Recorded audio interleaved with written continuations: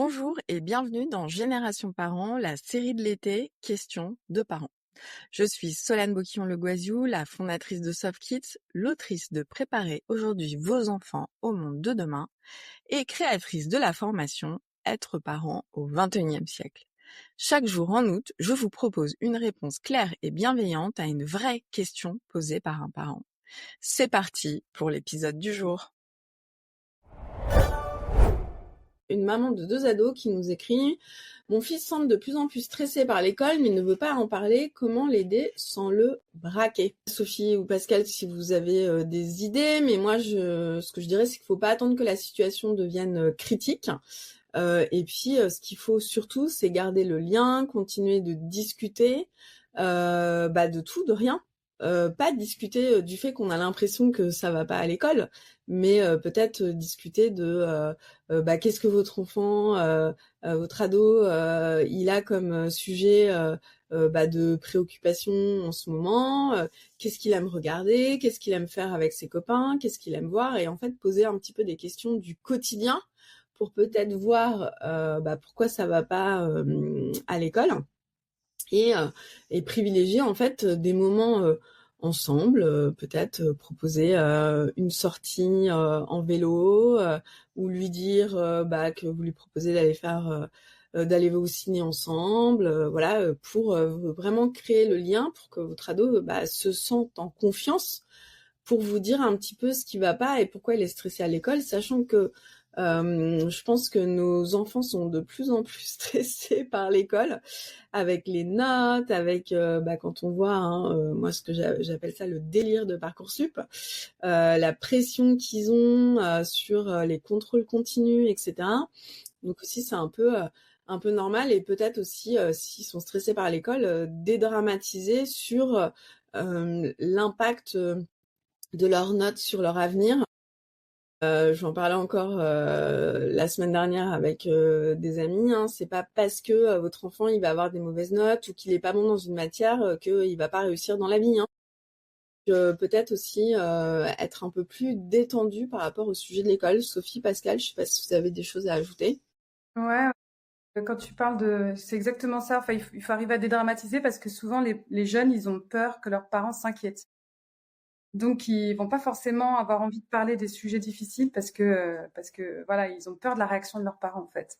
Alors, il faut trouver des moyens détournés et c'est exactement ce que tu dis, quoi. Parler de tout et de rien, et peut-être que justement, au détour d'une conversation plus légère, il y a des choses qui peuvent sortir.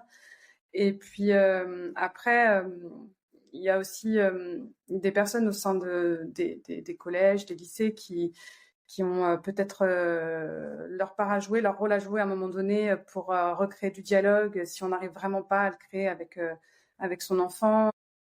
Je pense à ça par rapport à une histoire personnelle où au collège de ma fille, il y a un médiateur qui a adoré des jeunes et qui arrive vraiment à dédramatiser les situations.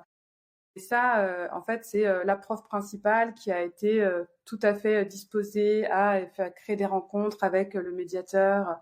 Et comme ce médiateur est jeune, je pense que la connexion, le lien se fait facilement aussi avec les ados. Donc voilà, ça peut être aussi des idées de se tourner vers d'autres personnes. Et parfois, l'école a des réponses à proposer, hein.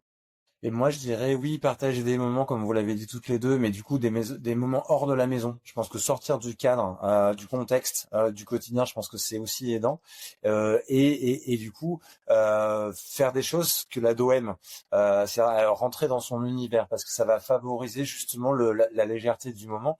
Et dans ces moments-là, d'essayer d'activer son écoute super active. C'est-à-dire que je pense que dans ces moments-là, il y a des choses qui peuvent sortir de façon hyper anodine et qui finalement sont des choses qui sont lourdes de sens et qui sont après un fil à tirer. Ça, c'est le premier point, pardon. Et le deuxième point, moi je crois beaucoup aussi à ça, c'est d'exprimer sa propre vulnérabilité en tant que parent. C'est de dire, mais moi aussi, des fois, je suis stressé. Ou moi aussi, tiens, aujourd'hui, j'ai vécu un moment stressant parce que si, parce que ça. Et en fait, de le raconter pour justement montrer que ça nous arrive à tous et que du coup, voilà, c'est toujours cette histoire de libération de la parole. Je dis pas que ça va, voilà, il s'agit pas de normaliser une situation stressante, mais juste de se dire que à soi aussi en tant que parent, alors que peut-être qu'on nous voit en mode, ouah, nos parents ils sont super forts, bah non, en fait, moi aussi je vis des situations comme ça, et voilà, je pense que ça peut libérer la parole.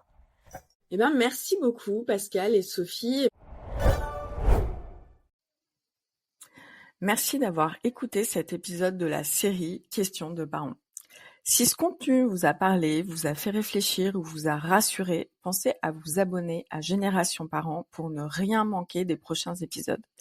Et si vous voulez aller plus loin dans votre posture éducative, je vous invite à découvrir nos ressources et ma formation en ligne Être parent au XXIe siècle. Un parcours simple, concret et bienveillant pour accompagner vos enfants avec sérénité dans ce monde en mouvement. Le lien est juste dans la description de l'épisode. À demain pour une nouvelle question et d'ici là, prenez soin de vous.